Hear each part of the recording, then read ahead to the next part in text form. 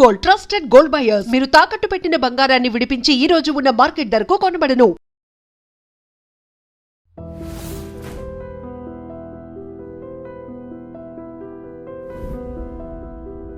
నమస్తే, welcome to iDream weekend update with కవిత.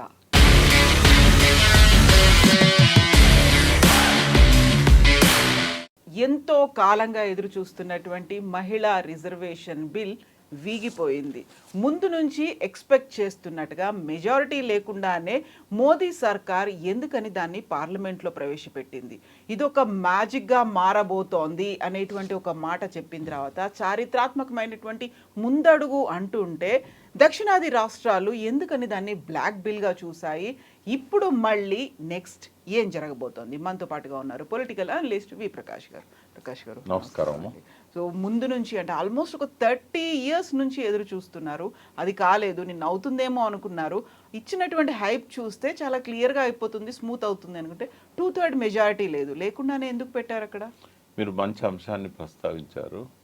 వాస్తవంగా clarity ఇవ్వాల్సిన అవసరం ఉన్నది. నంబర్ 1 ఏంటంటే మహిళా బిల్లు వీగిపోలేదు. ఎందుకు అంటే మహిళా బిల్లు ఇప్పటికే మంచి మెజార్టీతోని పార్లమెంటు ఉభయ సభలు ఆమోదించినాయి.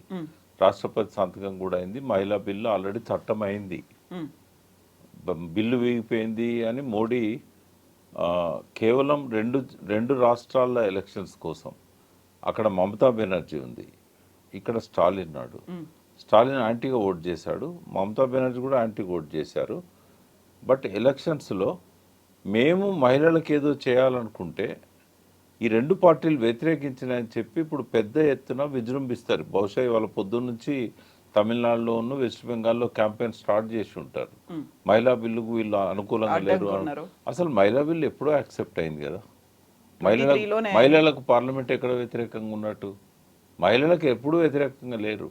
అందులో ఒక చిన్న క్లాజ్ పెట్టారు. ఆల్రెడీ చట్టమైన దానిలో ఒక చిన్న క్లాజ్ పెట్టారు. ఆ క్లాజ్ ఏంటంటే ఈ సెన్సెస్ అయిన తర్వాత మహిళా బిల్లును అమల్లోకి తీసుకురావాలని చెప్పి అనుకున్నారు. సెన్సెస్ ఎప్పుడైపోతుంది? 27 అనుకున్నట్టుగా జరిగితే 27లో అయిపోతుంది. దానికి అంత సమయం ఇవ్వాల్సిన అవసరం కూడా లేదు. 3 daysలో చేయొచ్చు. ఇప్పుడు తెలంగాణ అంతా ఒక రోజులో చేసింది కదా అప్పుడు కేసీఆర్ గారు ఉన్నప్పుడు. 3 daysలో చేయొచ్చు. బట్ కావాలని చెప్పి జాప్యం చేసి 27లో డీలిమిటేషన్ అయిపోయిన తర్వాత, అంటే ఈ డీలిమిటేషన్తో పాటుగా ఈ జనాభా సర్వే అయిన తర్వాత చేసినట్టయితే ఆ ఎలక్షన్లకు సాధ్యం కాదు. ఎందుకంటే ఈ 27లో సర్వే అయిపోతే కనీసం వాళ్ళకు 1.5-2 సంవత్సరాలు పడుతుంది కాన్స్టిట్యున్సీస్ డీలిమిటేషన్ ప్రకారం చేయాలనుకుంటే. ఇప్పుడైతేనేమో మనకు ఎలక్షన్స్ లోపల అయిపోతుంది, 2 సంవత్సరాల సమయం ఉంది. కాబట్టి ఏం చేశాడంటే మహిళా బిల్లును దీనికి లింక్ చేశాడు. అందులో ఒక క్లాజ్ కోసమే, ఏది సెన్సెస్ అయిన తర్వాత చేయాలనుకున్న దాన్ని ఈ సెన్సెస్ ప్రాతిపదికగా తీసుకోవద్దు, 2011 సెన్సెస్ను ప్రాతిపదికగా తీసుకొని చేద్దామని చెప్పి ఆ చిన్న క్లాజు 2011 సెన్సెస్ ప్రకారంగా మేము మహిళలకు రిజర్వేషన్ ఇస్తామని చెప్పడానికి. ఎట్లాగో మహిళా బిల్లు ఇవాళ కాకపోతే రేపైనా అమల్లోకి వస్తుంది. అయితే మహిళల భుజాల మీద పెట్టి ప్రతిపక్షాలను కాల్చాలనుకున్నాడు మోడీ. అందరూ తెలిసి డ్రామా. కానీ ఆ నిరక్షరాస్తులైన మహిళలు, రాజకీయ చైతన్యం లేని మహిళలు, మీడియాకు దూరంగా ఉండే మహిళలు ఎక్కువగా ఉంటారు. వీళ్ళకేమో అందరికంటే ఎక్కువ నోరుంది వీళ్ళకు. అందరికీ 2 చేతులు ఉంటే వీళ్ళకి 87 చేతులు ఉన్నాయి. ఎందుకంటే ఆర్ఎస్ఎస్కున్న వింగ్స్ అవి. ఇక ఊళ్ళ మీద పడి మొత్తుకుంటూ ఉంటారు. ఏంటంటే మహిళలకు అగెనిస్ట్గా ఓట్ చేశారు స్టాలిన్, మహిళలకు అగెనిస్ట్గా ఓట్ చేసింది మమతా బెనర్జీ.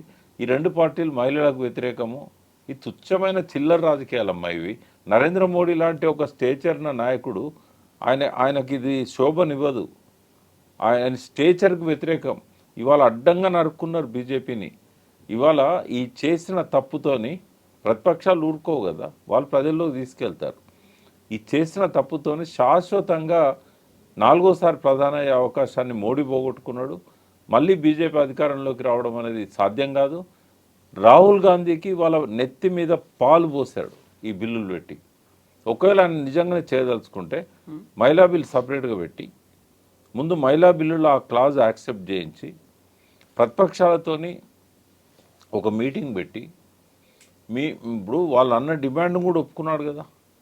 నేను జనాభా ప్రకారము నేను పెంచను, ప్రతి రాష్ట్రానికి 50% పెంచుతా అన్నప్పుడు ప్రతి రాజకీయ పార్టీ ఒప్పుకుంటుంది.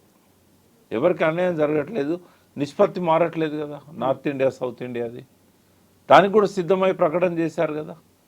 మరి ఏం పోయింది 2 సపరేట్ పెడితే? అంటే ఈ పేరుతోని ఎన్నికలల్లో లబ్ధి పొందాలి. ఈ నెలలోనే జరుగుతున్నాయి, ఇంకో 10 రోజుల్లో, ఏప్రిల్ 22 ఆ టైంలో. అంటే 2 రాష్ట్రాల్లో జరిగే ఎన్నికల కోసం ఈ చిల్లర రాజకీయం నరేంద్ర మోడీ చేశాడు. ఆయన మీద ఉన్న అభిమానం కూడా మాలాంటి వాళ్ళకి కానీ ఇతరులకు కానీ ఈ దెబ్బతో పోతుంది. ఇప్పుడు కేవలం 2 రాష్ట్రాల గురించి చూసారంటే దేశవ్యాప్తంగా ఉన్నటువంటి ఇమేజ్ కావచ్చు, దేశవ్యాప్తంగా అమలవ్వాల్సినటువంటి ఈ రిజర్వేషన్లని వాళ్లే దెబ్బ తీసుకున్నారంటే 13 ఏళ్లలో వెనక్కి వెళ్ళిపోయినటువంటి మొట్టమొదటి బిల్ అనుకున్నప్పుడు వాళ్ళకి అది రిమార్క్ పడుతుంది, ఒక నెగిటివ్గా వస్తుంది అనుకుంటే అది ఆలోచించకుండానే ముందడుగేశారంటారా? అంటే వాళ్ళు ఏమనుకున్నారంటే ఈ భయంతో వాళ్ళు ఒప్పుకుంటారు. అందుకే ఏ స్థాయికి పోయినంటే ముందు అనుకున్నట్టుగా జనాభా ప్రకారం కూడా కాదు, మీరు అంటున్నట్టుగానే ప్రపోర్షన్ తగ్గదు, నిష్పత్తి తగ్గదు నార్త్ ఇండియా సౌత్ ఇండియాకు. దానికి కూడా సిద్ధపడ్డారు వాళ్ళు. కానీ బిల్లు పెట్టినప్పుడే తెలుసు వాళ్ళకు ఇది వీగిపోతే కనుక మనం ఈ 2 రాష్ట్రాల్లో మైలేజ్ తీసుకుంటాం. డెఫినెట్గా తీసుకుంటాం, అందులో అనుమానం లేదు. ఎందుకంటే ప్రతిపక్షాల గొంతులు సరిపోవు. స్టాలిన్ నెగటివ్ ఓట్ వేశాడు, మమతా బెనర్జీ నెగటివ్ ఓట్ చేసింది. కాబట్టి దీన్ని అడ్వాంటేజ్ తీసుకొని వీళ్ళకి ఒక్క నోరు ఉంటే వాళ్ళకి 87 నోర్లు ఉంటాయి. కాబట్టి ప్రజలను మిస్గైడ్ చేస్తారు. డెఫినెట్గా ఆ 2 రాష్ట్రాల్లో ఎంతో కొంత లబ్ధి పొందుతారు. రేపు రిజల్ట్స్ వచ్చినాక May 4th నాడు మనమే డిస్కస్ చేస్తాం బీజేపీకి ఎందుకు ఈ 2 రాష్ట్రాల్లో హైప్ పెరిగిందని. నాకు చాలా దగ్గర మిత్రుడు, మీకు కూడా తెలిసిన వ్యక్తే, వెస్ట్ బెంగాల్లో ఇవాళ ఇన్ఛార్జ్ ఉన్నాడు ఒక వ్యక్తి, ఐఏఎస్ ఆఫీసర్. ఆయన చెప్పింది ఏంటంటే జస్ట్ 3 to 4% తేడా ఉంది బీజేపీకి తృణమూల్కి. అందుకే కొన్ని అంటే ఆయన అన్నది కాదు, బట్ నేను అంటున్నా ఈ జిమ్మిక్ చేయడం వల్ల 3 to 4% పాజిటివ్ అయ్యే అవకాశం ఉంటుంది బీజేపీకి. దానివల్ల తృణమూల్ని వెనక్కి నెట్టేసి అధికారంలోకి రావడానికి అంటే చిరకాల వాంఛ. వెస్ట్ బెంగాల్లో వాళ్ళ అధికారం వస్తే భారతదేశంలో ఏ స్టేట్లో కూడా వాళ్ళకి ఎదురుండదు. అందుకని ఈ త్యాగానికి కూడా సిద్ధపడ్డారు వాళ్ళు. దేశం అంతా నెగిటివ్ పేరు వచ్చినా పర్లేదు, రాహుల్ గాంధీ పేరు వచ్చినా పర్లేదు, మనం వెస్ట్ బెంగాల్ గెలవాలి. తమిళనాడులో ఏం చేసినా గెలవలేరు, కానీ కొంత ఓట్ బ్యాంక్ పెంచుకుంటారు. అన్నామల్లై ఉన్నాడు కదా, కొంత ఓటు బ్యాంక్ పెంచుకునే ప్రయత్నం చేస్తారు అక్కడ. దాన్ని ఎందుకు బ్లాక్ బిల్ అని అంటున్నారు? స్టాలిన్ ఎందుకు ఆ బిల్లు కాపీలను కూడా తగలబెట్టేశారు? డెఫినెట్గా బ్లాక్ బిల్లే కదా అది. ఇప్పుడు ఎందుకంటే డీలిమిటేషన్ అనేది ఇప్పుడు ఇంత పెద్ద నిర్ణయం తీసుకునే ముందు అఖిలపక్ష సమావేశం పెడితే పోయిందేముందమ్మా? వాళ్ళ అభిప్రాయాలు సేకరించి పార్లమెంట్లో వెనక్కి తగ్గాల్సిన అవసరం కంటే ముందే మాట్లాడుకొని వాళ్ళు ఏమన్నారు, ప్రపోర్షనేట్గా ఉంటే మేము ఒప్పుకుంటామన్నారు. దానికి కూడా ఒప్పుకున్నాడు కదా. ఒప్పుకున్న తర్వాత ముందే ఒప్పుకున్నట్టయితే 2 బిల్లులు సపరేట్ పెట్టమని అడిగేవాళ్ళు. 2 బిల్లులు సపరేట్ పెడితే అయిపోయేది కదా, ఎందుకు చేయాలి అది? అయితే వీళ్ళు ఎందుకు ఆమోదించలేదు? వెనక్కి తగ్గినా కూడా, మోడీ వెనక్కి తగ్గినా కూడా వీళ్ళు ఎందుకు ఆమోదించలేదు? వీళ్ళు అనుకున్నదే చేశాడు కదా మోడీ. ఎందుకు అంటే ఇప్పుడు కనుక ఒప్పుకుంటే ఆ 2 రాష్ట్రాల్లో మోడీకి మైలేజ్ వస్తుంది. ఎవరి వెస్టెడ్ ఇంట్రెస్ట్లు వాళ్ళకు ఉన్నాయి, ప్రజల ఇంట్రెస్ట్లు కాదు అక్కడ, వెస్టెడ్ ఇంట్రెస్ట్లు. ఈ 500 పైన ఎంపీలు చేసింది ఏమున్నది? రేపు 800 పైన వస్తే వాళ్ళు చేసేది ఏమున్నది? ఏమన్నా వీళ్ళు దేశాన్ని బాగు చేస్తున్నారా? అమృతోత్సవాలు చేసుకున్నారు 75 ఏళ్ళని, 80 ఏళ్ళు అవుతున్నా కూడా మౌలిక వసతులు కూడా ప్రజలకు కల్పించలేకపోయారు. నిరుద్యోగ సమస్యలను పరిష్కరించలేదు. కనీసము పడ్డ వర్షపు నీళ్ళను కూడా పొలాలకు మళ్లించే ప్రయత్నం చేయలేదు. అక్షరాస్యతను పెంచే ప్రయత్నం చేయలేదు. వీళ్ళు చేసేటి అన్నీ పై తప్ప నిజంగా రిజల్ట్స్ వచ్చేటివి కావు. కాబట్టి చట్టసభలు ఏవి కూడా ప్రజల ఆకాంక్షలు నెరవేర్చడం లేదు. సో ఇప్పుడు కాకపోతే మరికొంత కాలానికైనా ఇది మళ్ళీ సభ ముందుకు వస్తుంది, అప్పుడు మళ్ళీ ఓటింగ్ అనేది సపరేట్గా పెడతారు. ఇప్పుడున్న సీరియస్నెస్ ఉండదు అప్పుడు. ఎందుకంటే ఈ 2 రాష్ట్రాల ఎలక్షన్లు అయినాక ఇమ్మీడియట్గా కనుక పెడితే అఖిలపక్షంతో మీటింగ్ పెట్టుకొని మళ్ళీ పెట్టారనుకోండి, ఆ సవరణ సక్సెస్ అవుతుంది. ఎందుకు వీగిపోతుంది? ఎవరన్నా వ్యతిరేకిస్తారా? మహిళలకు రిజర్వేషన్లు మీరు 29 ఎన్నికల తర్వాత కాదు, 29 ఎన్నికలనే పెట్టండి అని అందరు అడిగారు. దాన్ని దీనికి లింక్ చేసి మైలేజ్ తీసుకుందామనే కుట్రతో చేశారు. రేపు కనుక ఎలక్షన్స్ ఉండకపోతే నేను ఆమోదం పొందేది అది. అపోజిషన్కి ఏమైంది, ముందేమో మాకు ఈ హామీ ఇవ్వలేదు కదా అని చెప్పి వ్యతిరేకించారు, లాస్ట్కి ఏమో ఇప్పుడు ఆయన మైలేజ్ వస్తుందని చెప్పి వ్యతిరేకించారు. మైలేజ్ కోసమే మోడీ బిల్లులు పెట్టాడు, మైలేజ్ కోసమే అపోజిషన్లు వ్యతిరేకించాయి. ఇద్దరు తప్పులు ఉన్నాయి అలా. ఇప్పుడు ఈ బిల్ వల్ల వచ్చేటువంటి లాభం కంటే నష్టమే ఎక్కువ ఉంటుంది అనేది ఇక్కడ ఉన్నటువంటి దక్షిణాది రాష్ట్రాలు ముందు నుంచి వ్యతిరేకిస్తున్నాయి.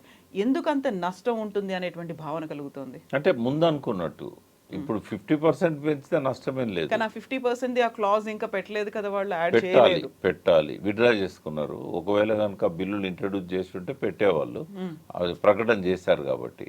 అదేదో ముందే అందరితో మాట్లాడి దాన్ని ఇంక్లూడ్ చేసి బిల్లులో పెట్టి ఉంటే అది ఆమోదం పొందేది. నిన్న అది ఒక సాకు దొరికింది ప్రతిపక్షాలకు, మీరు అలా పెట్టలేదు కదా అనేది. అందుకే ఇవాళ ఏంటంటే ఎవరి ప్రయోజనాల కోసం వాళ్ళు పనిచేస్తున్నారు అక్కడ. మోడీ కనుక సమయస్ఫూర్తితో అందరిని పిలిచి ఈ దేశానికి అవసరమైంది, రేపు మోడీ ఉంటాడు ఉండడు, బట్ ఇక్కడ ఏంటంటే 800 పైన ఉన్న ఎంపీలు ఉండాలన్నప్పుడు వాళ్ళ కాన్సెంట్ తీసుకొని పెడితే ఇబ్బంది ఏం లేకపోయేది. అపోజ్ చేయడానికి ఏ కారణం ఉండదు ప్రతిపక్షాలకి ఇప్పుడున్న పద్ధతిలో. మొదట్లో మాత్రం ఖచ్చితంగా జనాభా ప్రాతిపదికన కనుక రిజర్వేషన్లు అనేది చేస్తే, అంటే సీట్ల పెంపు చేస్తే నార్త్ ఇండియాకి ఎక్కువ వచ్చేది, సౌత్ ఇండియాకి తక్కువ వచ్చేది. ఇప్పుడు నిష్పత్తి మారుతలేదు కాబట్టి అపోజిషన్ వాళ్ళకి అభ్యంతరం ఏమి ఉండదు. కానీ ప్రాసెసే ఇప్పుడు అందరిని ఇబ్బంది పెట్టింది. ఎలక్షన్ టైంలో పెట్టడం ఒకటి, ముందు చెప్పకుండా మేము పెడతామని చెప్పడం ఒకటి, తర్వాత ఒప్పుకున్న దాన్ని కూడా క్లాజ్ అందులో చేర్చకపోవడం ఒకటి. ఇవన్నీ కూడా ఇద్దరు ఎవరి రాజకీయం వాళ్ళు ప్లే చేశారు. సో ఇదంతా ఒక పెద్ద ఎత్తున చర్చ జరుగుతున్నప్పుడు సడన్ గా వచ్చినటువంటి ఇంకొక కామెంట్, అది కంప్లీట్గా డైవర్ట్ అయిపోయింది. అందులో బీజేపీ ఎంపీ, బెంగళూరు ఎంపీ చేసినటువంటి కామెంట్స్, తేజస్వి సూర్య చేసిన కామెంట్లు, తెలంగాణ రాష్ట్ర విభజన, ఉమ్మడి ఏపీ విభజన అనేది పాకిస్తాన్తో పోల్చడం అనేది. తెలంగాణ అంతా బగ్గుమంటుందమ్మా ఆయన మాట్లాడిన మాటలకు. ఎందుకంటే తెలంగాణ ఆయన పాకిస్తాన్తో పోల్చినట్టు కనబడుతూ ఉంది. కానీ ఇక్కడ ఏంటంటే యంగ్ ఎంపీస్ అంటే కొంత గౌరవం ఉండేది. వీళ్ళు మంచి లాంగ్వేజ్ మాట్లాడతారు, తర్వాత కొంత స్టడీ చేసుకొని వస్తారు. కానీ అందరి పరువు తీశాడు, అక్కడున్న పార్లమెంట్లో ఉన్న యంగ్ ఎంపీల పరువు తీశాడు. అంటే ఇంత దిమాక్ లేకుండా ఎట్లా మాట్లాడతారమ్మా? అది పార్లమెంట్ కదా, గౌరవంగా ప్రజలందరూ గౌరవించే సభ. రెండవది ఎంపీ అంటే ఒక్క ఆయన కాన్స్టిట్యున్సీకి ఎంపీ కాదు, భారత పార్లమెంట్కి ఎంపీ అంటే దేశాన్ని రిప్రజెంట్ చేయడం. ఆయన ఏ ప్రాంతానికి సంబంధించిన ప్రశ్న అడిగే హక్కు ఉంది ఆయనకు. మరి స్టడీ చేయాలి కదా. ఇక్కడ నేను సరే ఆ సూర్యకు మనం మాట్లాడేది పోకపోవచ్చు, బట్ ప్రజలకు నేను చెప్పదలుచుకున్నది ఏంటంటే మర్చిపోయిన విషయాలు కొన్ని నేను గుర్తు చేయదలుచుకున్నా. నంబర్ 1, తెలంగాణ నినాదం ఇచ్చిన మొదటి రాజకీయ పార్టీ ఏది? రేపు గ్రూప్ 1లో గ్రూప్ 2లో ప్రశ్నిస్తే ఎవరి పేరు రాస్తారు? టీఆర్ఎస్ కాదు. టీఆర్ఎస్ కంటే ముందు 41 మంది సంతకాలు పెట్టిన కాంగ్రెస్ కూడా కాదు. అంతకంటే ముందు కాకినాడ తీర్మానం పెట్టి రాష్ట్ర సదస్సులో మొట్టమొదటిసారి తెలంగాణ ఒక్క ఓటు 2 రాష్ట్రాలు, ఆంధ్ర ఎంపీలను కూడా ఒప్పించి, ఎమ్మెల్యేలను ఒప్పించి, ఆంధ్ర పార్టీ నాయకులను ఒప్పించి, దత్తాత్రేయ గారు, విద్యాసాగరరావు గారు, కిషన్ రెడ్డి గారు, అప్పుడు బంగారు లక్ష్మణ్ ఉండే, ఇంకా మీ యోధులు ఆడ కూర్చొని సాధించిన విజయం అది. నీ పార్టీ సూర్య, ఇది నీ పార్టీ మొదటిసారి తెలంగాణ అన్నది. కాబట్టి రాష్ట్ర పార్టీ, కేంద్ర పార్టీ ఒప్పుకోలేదు కాబట్టి మేము ఏం చేయలేమని నిస్సహాయ స్థితిలో ఉండే. ఫస్ట్ ప్రజలలోకి వచ్చి పాదయాత్ర చేసింది ఏబీవీపీ, వాళ్ళ బ్రాంచ్ అది, ఏబీవీపీ స్టూడెంట్స్ యూనియన్ వాళ్ళది. వాళ్ళే తెలంగాణ అన్నారు. ఆ తర్వాత కాలంలో ఇదంతా జరిగిన తర్వాత నాగపూర్ పోయి నరేంద్ర గారిని, జయశంకర్ గారిని తీసుకుపోయి కేసీఆర్ గారు ఆర్ఎస్ఎస్ చీఫ్ సుదర్శన్జీతోని కన్విన్స్ చేసి, ఇది మా నినాదం కాదయా, మీ గోల్వాల్కర్ 50 ఏళ్ళ కింద రాసింది బంచ్ ఆఫ్ థాట్స్ చూపెట్టిళ్ళు, మీరు కదా చిన్న రాష్ట్రాలు కావాలి దేశంలో అని మొదటిసారి అన్నది. ఇదేం దౌర్భాగ్యము, మీరు ఎందుకు చెప్పరు అన్నోలే. అప్పుడు తీసుకుపోయి ఏంటంటే రాజ్నాథ్ సింగ్కు కాల్ చేయించారు. ఎవరితో? సుదర్శన్జీతో. 2005లో ఇద్దరు మినిస్టర్స్, లేబర్ మినిస్టర్ కేసీఆర్, సహాయ మంత్రి రూరల్ డెవలప్మెంట్ నరేంద్ర గారు, కన్విన్స్ చేసింది జయశంకర్ గారు. వాళ్ళతో భోజనం చేసి దినమంతా ఆర్ఎస్ఎస్ హెడ్ క్వార్టర్లో ఉండి రాజ్నాథ్ సింగ్ అప్పుడు పార్టీ అధ్యక్షుడు, ఆయనకు చెప్తే అప్పుడు ఆయనే ప్రణబ్ ముఖర్జీకి ఫోన్ చేసి మీరు బిల్ పెట్టండి మేము మద్దతు ఇస్తామని చెప్పాడు. ఆ మాట అన్నాకనే ఫైల్ మూవ్ అయింది. సరే అప్పుడు రాజశేఖర రెడ్డి గారు అడ్డుపడ్డారు కాబట్టి వెంటనే చేయలేకపోయారు. కానీ డిసెంబర్ 9 నాడు ప్రకటన ఇచ్చిన తర్వాత సరే కారణాంతరాల వల్ల దాన్ని ఆపినప్పుడు సుష్మా స్వరాజ్ ఏం చెప్పింది, నిజాం కాలేజ్ గ్రౌండ్లో మీటింగ్ పెట్టి మీ మీ చిన్నమ్మని చిన్నమ్మని ఎట్టి పరిస్థితుల్లో తెలంగాణ వస్తుంది, ఆ బలిదానాలు వద్దు అని చెప్పేసి అందరికీ ఆమె హామీ ఇచ్చారు. అరుణ్ జైట్లీ సభలో హామీ ఇచ్చాడు. ఇంకోటి, భారత్ పాకిస్తాన్ ఎట్లా జిలిపోయిందో సూర్యకు తెలుసా? ఒక ట్రైను లాహోర్ నుంచి హిందువులను తీసుకొచ్చే ట్రైను ఇండియాలో ఆగినప్పుడు, అమృత్సర్లో ఆగినప్పుడు మొత్తం శవాలే ఉన్నాయి, ఒక డ్రైవర్ తప్ప. అంటే ట్రైన్లో ప్రతి డబ్బాలో ఉన్న వాళ్ళని నరికేశారు. అటు జరిగిందా తెలంగాణ ఆంధ్ర? కనీసం 4.5 సంవత్సరాలు పట్టింది. శ్రీకృష్ణ కమిటీ ఎందుకు వేశారు? సంప్రదింపుల కోసమే కదా. ఎన్ని వేల మందిని కలిసింది శ్రీకృష్ణ కమిటీ? అందులో ఉన్న 6 ప్రతిపాదనల్లో ఒక ప్రతిపాదన కదా తెలంగాణ ఇవ్వాలనేది. ఆ ఎక్సర్సైజ్ జరగలేదా? ఆంటోనీ కమిటీ కానీ ఇంకా వేరే ఒక కాంగ్రెస్ నాయకుని ఆధ్వర్యంలో వచ్చిన కమిటీ కానీ, షిండే గారు ఇతరులు, వీళ్ళందరూ ఎంతమందిని పిలిచి ఒక్కొక్కరు అభిప్రాయాలు తీసుకున్నారు. లగడపాటితో, కావుతో, రాయపాటితో ఇట్లా అందరిని వ్యతిరేకించే వాళ్ళందరి అభిప్రాయాలు తీసుకున్నారు కదా. ఇక్కడ కూడా రోషయ్య గారు అఖిలపక్షం పెట్టారు కదా. మరి ఇంత ఎక్సర్సైజ్ జరిగిన తర్వాత అది పాకిస్తాన్ ఇండియాతో ఎట్లా పోలుస్తాడు ఈ పెద్ద మనిషి? ఈ అహంకారం అనేది, బాధ్యత రాహిత్యం అనేది ఈ యంగ్ ఎంపీలకు ఉండడం అనేది బాధాకరం. రెండవది, సరే ఆయన అంటే అన్నాడు, తెలియక అన్నాడు, చరిత్ర తెలియక అన్నాడు. ఈ సన్యాసులు ఏం చేస్తున్నారు? 17 మంది ఎంపీలు ఉన్నారు కదా ఈ రాష్ట్రం నుంచి. ఓవైసీకి ఏమైంది? ఓవైసీకి పాకిస్తాన్ భారతదేశ విభజన ఎట్లయిందో తెలుసు కదా. ఓవైసీ అడ్డుకోవచ్చు కదా, అట్లా జరగలేదని. ఓవైసీని కూడా పిలిచి శ్రీకృష్ణ కమిటీ రిపోర్ట్ అడిగింది కదా. ఓవైసీ చెప్పాలి కదా అట్లా జరగలేదని. పోనీ బీజేపీ ఎంపీలు 2 మంత్రులు ఉన్నారు, అదే సభలో ఉన్నారు, ఆపొచ్చు కదా. తెలంగాణ అంటే ఏమాత్రం బాధ్యత లేదా? పోనీ 8 మంది కాంగ్రెస్ ఎంపీలకు బాధ్యత లేదా? 6 ఇతర మంత్రులు కానీ బీజేపీ ఎంపీలు ఉన్నారు, వాళ్ళకు బాధ్యత లేదా? రఘునందన్ ఇక్కడ ఎంపీ గెలిచాడు, పోయి మైక్ తీసుకొని అట్లా అనొద్దని చెప్పొద్దా? తెలంగాణవాది కదా. కిషన్ రెడ్డి అంటే తెలంగాణవాది కాదనొచ్చు, ఎందుకంటే అప్పుడు రిజైన్ చేయమంటే చేయలేదు. కానీ కిషన్ రెడ్డి కాంట్రిబ్యూషన్ ఎంత తక్కువ కాదు. ఏంటంటే తెలంగాణ ఇవ్వడానికి మోడీ అడ్డుపడ్డప్పుడు, మోడీ అప్పుడు గుజరాత్ సీఎంఏ, అద్వానీని ఒప్పించి మనం తెలంగాణ బిల్లు పెట్టొద్దని నరేంద్ర మోడీ చెప్తే 3 రోజులు నిరాహార దీక్ష చేసి అద్వానీని ఒప్పించిన ఘనత కిషన్ రెడ్డిది కాదా? కిషన్ రెడ్డి తెలంగాణ కోసం కృష్ణా ఊరు నుంచి, అంటే నారాయణపేట కాన్స్టిట్యున్సీలో వస్తుంది రాయచూరు దగ్గర, అక్కడి నుంచి పాదయాత్ర చేసింది అబద్ధమా? తెలంగాణ అంతా పాదయాత్ర చేయలేదా తెలంగాణ కోసం? మరి మీరు చేసిన కాంట్రిబ్యూషన్ కదా ఇది. మీరు చెప్పందే తెలంగాణ వచ్చిందా? మీరు సపోర్ట్ చేయందే తెలంగాణ వచ్చిందా? సూర్య ఎవరిని తిట్టినట్టు? కిషన్ రెడ్డిని తిట్టినట్ట? అద్వానీని తన కన్నీటితోని అభిషేకం చేసి ఆ అద్వానీ కోపాన్ని తగ్గించిన విద్యాసాగరరావు చేసింది తప్ప, బండారు దత్తాత్రేయ చేసింది తప్ప, తేజస్వి సూర్యకు ఆ మాత్రం లేకపోయినా ఈ నాయకులకు ఉండాలి కదా. ఇప్పుడు వీళ్ళంతా పార్లమెంట్లో ఉన్నారు కదా. ఫెరోషియస్గా మాట్లాడే బండి సంజయ్ ఏం చేసిండు? మైక్ గుంజుకోవద్దా? పోనీ ఆయనతోని ఆ మాటలు విడ్రా చేసేదాకా వదిలేది లేదని చెప్పి కాంగ్రెస్ ఎంపీలు అడ్డుపడద్దా? నిజంగానే అక్కడ ఒక టీఆర్ఎస్ ఎంపీ ఉంటే ఇట్లా జరిగేదా? ఇవాళ టీఆర్ఎస్ ఎంపీలు ఉంటే చూస్తూ కూర్చునే వాళ్ళ, తిట్టినందుకు పోడియంలో పోయి ఆపేవాళ్ళు కదా. ఇదే కాదు, అంతకంటే ముందు ఒక ఆంధ్ర ఎంపీ కూడా ఈ విభజన అనవసరంగా చేసిందని మాట్లాడినప్పుడు కూడా ఎవరు అడ్డుపడలేదు. ఇప్పుడు ఇవన్నీ ఉన్నాయి కాబట్టేనా మళ్ళీ ఒకసారి అస్తిత్వం కోసం పోరాటం అన్నట్టుగా మీరు తెలంగాణ అస్తిత్వ వేదిక అనేది ఒకటి ఏర్పాటు చేసుకున్నారు? వాస్తవం అమ్మ, ఎందుకంటే అస్తిత్వం మీద దాడి జరుగుతూ ఉంది. అస్తిత్వం అంటే మన మూలాలు. మన మూలాల్లో తెలంగాణ ఆకాంక్షలు ఉన్నాయి, తెలంగాణ సాధన ఉంది, తెలంగాణ ఉద్యమం ఉన్నది, బతుకమ్మ ఉన్నది, బోనాలు ఉన్నాయి, కాకతీయుల సామ్రాజ్యం ఉన్నది, బుద్ధుని నాటి బౌద్ధ మతం యొక్క ఆ వ్యాప్తి చెందిన ఆ చైతన్యం ఉన్నది, ఆనవాళ్ళు ఉన్నాయి. ఇది శిలాయుగం నుంచి తెలంగాణ ఉంది.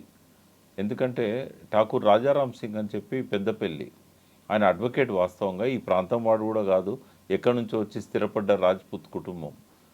ఆయనే అణువణువు తవ్వి ఆనాటి రాతి పనిముట్లను ఆదివాసీ ప్రాంతాలలోకి వెళ్ళి గోదావరి ఒడ్డున సేకరించాడు, ప్రభుత్వానికి ఇచ్చాడు. అంటే ఇంత చరిత్ర ఉన్న ప్రాంతం. అస్ఫాబాద్ అడవుల్లో గోదావరి ఒడ్డున డైనోసార్స్ అవశేషాలను కూడా కనిపెట్టిన తెలంగాణ. అంటే ఇంత ఉజ్వలమైన చరిత్ర ఉన్న తెలంగాణ ఇవాళ అస్తిత్వం మీద దాడి జరుగుతూ ఉంది, మన మూలాల మీద దాడి జరుగుతూ ఉంది. అంటే కేవలం రాజకీయ కోణం ఒక్కటే కాదు అస్తిత్వ వేదికకు.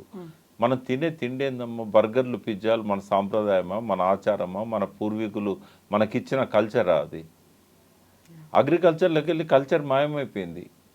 మట్టిని విషతుల్యం చేశాం, నీళ్ళను కాలుష్యమయం చేశాం, వాయువులో నుంచి ఆక్సిజన్ మాయమైపోయింది, ఆక్సిజన్ ఇచ్చే చెట్లు మాయమైపోయినాయి, నదుల్లో నుంచి సాయిల్ ఎరోజన్ అయ్యి top soil 1 inch top soil పైన లేయర్ ఏదైతే ఉన్నదో మట్టిది, అందులోనే ప్రాణం ఉంటుంది.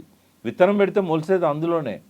ఆ టాప్ సాయిల్ 1 ఇంచు తయారు కావడానికి 500 సంవత్సరాల నుంచి 1000 సంవత్సరాలు పడుతుంది. అటువంటిది ప్రతి సంవత్సరం 5 బిలియన్లు అంటే 500 కోట్లు, 500 కోట్ల మెట్రిక్ టన్నుల టాప్ సాయిల్ సముద్రంలో కలుస్తూ ఉన్నది అన్ని నదుల్లో నుంచి. తెలంగాణ నుంచి కూడా కలుస్తుంది. గోదావరి, మంజీరా ఇవన్నీ టాప్ ఎరోజన్ అయ్యే సాయిల్. ఇది నిజాం సాగర్ సాయిల్ ఎరోజన్ వల్లనే దాదాపు అది 158 టీఎంసీలు ఉండాల్సిన రిజర్వాయరు 14 టీఎంసీలో పడిపోయింది. 30 టీఎంసీల కెపాసిటీ ఉన్న రిజర్వాయరు 11 టీఎంసీలకు పడిపోయింది. అంత మట్టి కొట్టుకొచ్చింది. డ్యామ్ ఉన్నది కాబట్టి అక్కడ ఆగింది. డ్యామ్ లేకపోతే గోదావరి డైరెక్ట్ గోదావరిలో కలిసి సముద్రంలో కలిసేది. ఇప్పుడు తెలంగాణ అస్తిత్వ వేదిక అంటే అక్కడ చరిత్ర ఉంటుంది, సంస్కృతి ఉంటుంది, మన ఆచార వ్యవహారాలు, మన జీవన శైలి, ఆహారపు అలవాట్లు ఇవన్నిటి కోసం మీరు అన్నిటి కోసం పెట్టాం. ఎందుకంటే ఈనాటి తరానికి మన సోయి తెలవాలి, మన అస్తిత్వం తెలవాలి, మన పూర్వీకుల జీవన విధానం తెలవాలి. అభివృద్ధి పేరుతో జరుగుతున్న విధ్వంసాన్ని వాళ్ళు అర్థం చేసుకోవాలి. వాళ్ళు ఏమనుకుంటున్నారు, ఆకాశ హార్మ్యాలను, కార్లను, వీటన్నిటిని కూడా వాళ్ళు డెవలప్మెంట్ అనుకుంటున్నారు. ఇందులో చాలా డిస్ట్రక్షన్ ఉంది. మనం డెవలప్మెంట్ అనేది రియల్ డెవలప్మెంట్ మోడల్ మన పూర్వీకులే మనకి ఇచ్చారు. అందులో చిన్న చిన్న మార్పులు చేసుకోవాలి. గతమంతా మంచే, ఇప్పుడు అంతా చెడని నేను చెప్పను, కానీ గతంలో ఉన్న మంచిని మనం కాపాడుకోవాలి. ఇప్పుడున్న దానిలో మంచిని కూడా మనం కొనసాగించాలి. కాబట్టి గతం గురించి తెలియకుండా వర్తమానం అర్థం కాదు. వర్తమానాన్ని అర్థం చేసుకోవాలంటే గతాన్ని చదవాలి. ఈ రెండు తెలిస్తేనే గతం వర్తమానం అర్థమైతేనే భవిష్యత్తు నిర్మించగలుగుతాం. కాబట్టి నేటి పౌరులే రేపటి నాయకులు. ఈ పౌరులకు సోయి రావాలి. ఇంకో కొత్త విషయాన్ని కూడా నేను మీకు చెప్తాను. ఒక నాయకత్వాన్ని తయారు చేయాలనుకుంటున్నాం. అంటే తెలంగాణ అస్తిత్వం పట్ల అవగాహన ఉండి, తెలంగాణ ప్రజల పట్ల, ఇక్కడి వనరుల పట్ల ప్రేమ ఉండి, రేపటి చట్టసభలల్లో బాధ్యతాయుతంగా వ్యవహరించగలిగే, మాట్లాడగలిగే ఈ నాయకత్వాన్ని కూడా యంగ్ పొలిటీషియన్స్ను వాళ్ళు ఎవరైనా కావచ్చు ఒక వక్తలను తయారు చేయాలనుకుంటాను. ఇవాళ కనీసం ఎలక్ట్రానిక్ మీడియాలో డిబేట్లు చేద్దామంటే కూడా ఏం మాట్లాడాలో తెలియక అరుస్తూ ఉంటారు. అటువంటిది కూడా మనం తీసుకుంటాం. తర్వాత బ్యాక్ టు నేచర్ అనే ఒక ప్రోగ్రాం కూడా మనం తీసుకుంటాం. మూసి అనేది సుందరీకరణ కాదు, శుద్ధీకరణ ముందు అని చెప్తాం. కాబట్టి నోరు లేని నదులకు నోరు కావాలనుకుంటున్నాం, నోరు లేని మట్టికి నోరు కావాలనుకుంటున్నాం, నోరు లేని 84 లక్షల జీవరాశులకు నోరు కావాలనుకుంటున్నాం. ఒక్క మాటలో చెప్పాలంటే నోరు లేని ప్రకృతికి నోరు కావాలనుకుంటున్నాం. Best wishes to you. Thank you so much. Best wishes. Thank you. Subscribe iDream. And please subscribe to iDream. For more videos, subscribe to iDream. Please like, share and subscribe to the channel. Congratulations, iDream. Subscribe to iDream. Subscribe to iDream. So subscribe to iDream Media. iDream ki iDream team andarki huge congratulations. Please subscribe iDream Media. Please subscribe to iDream. Subscribe iDream. Please subscribe to iDream.